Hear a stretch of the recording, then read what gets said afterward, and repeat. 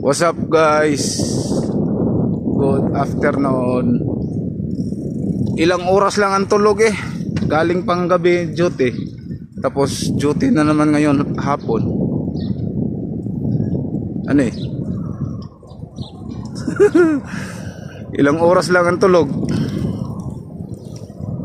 Umuwi kanina umaga. Tapos tulog lang ilang oras. Pasok na naman alas 2. Wala kayang GS yan. Hindi ka na bubuhayin niya.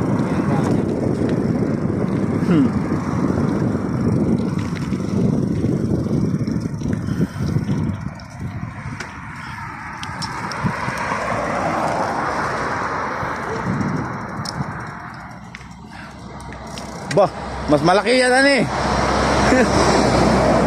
Hindi ka bubuhayin yan, dump truck yan.